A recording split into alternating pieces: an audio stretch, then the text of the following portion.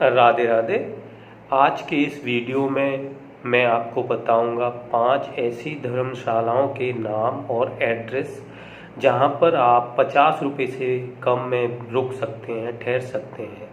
पर जब भी हम धर्मशालाओं के बारे में बात करते हैं या सोचते हैं तो हम थोड़ा सा बचते हैं।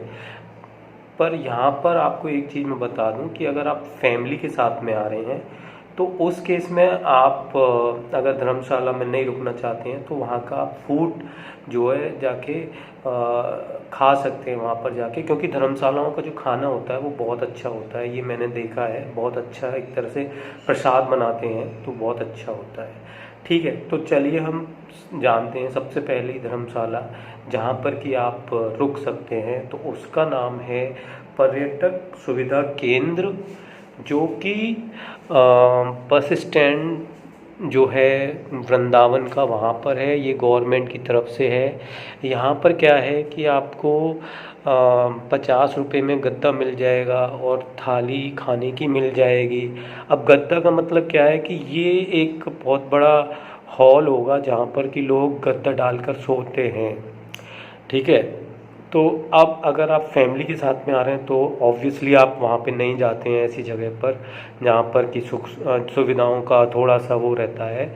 बट अगर आप कभी कभी क्या होता है कि जब हम कहीं घूमने जाते हैं और हमारा प्लान सिर्फ घूमने का होता है और होटल में जाके बस सिर्फ हमें मतलब अपना बैग रखना है या फिर वहाँ पर 1-2 घंटे बितानी है, तो उस केस में अगर आप 1000-2000 रुपये दोगे किसी होटल में तो वो वेस्ट होते हैं, व्यर्थ होते हैं। तो इससे बचने के लिए अगर आप जब भी धर्मशाला वगैरह में रुक सकते हैं, क्योंकि वहाँ पर थोड़ा सस्ता पड़ जाता है।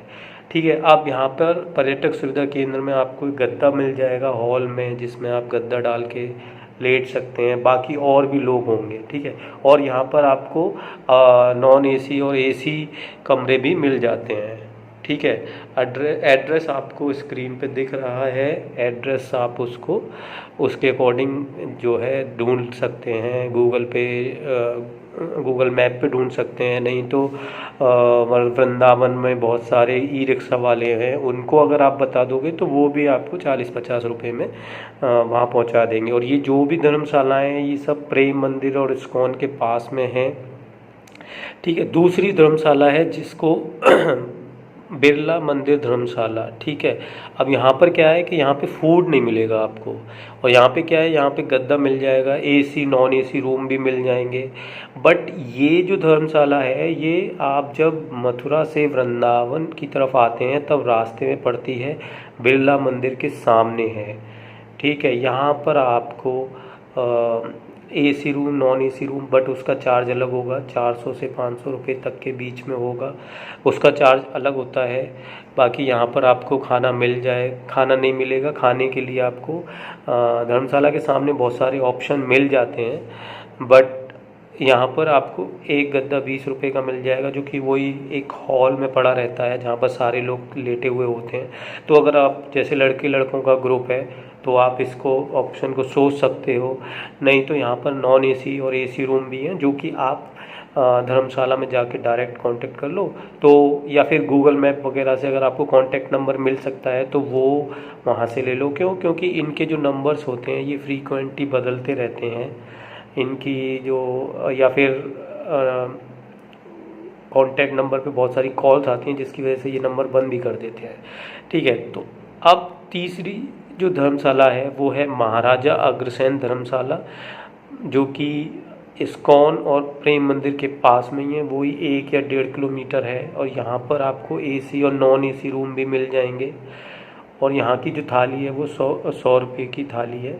ठीक है, यहाँ का खाना भी अच्छा है, और नॉर्मली जितनी भी धर्मशालाएँ होती हैं उनका खाना अच्छा होता है। तो आप इस केस में ये कर सकते हैं कि आप अगर फैमिली के साथ में आ रहे हैं तो अपने अकॉर्डिंग आप ऑनलाइन बुक कर सकते हैं। बट अगर आप प्रेम मंदिर के आसपास है तो यहाँ पर आप जाके पता कर सकते हैं कि ये खाना सिर्फ जो स्टे कर रहे हैं उनके लिए है या फिर बाहर के लोगों के। बट नॉर्मली ये खाना जो है सबके लिए होता है।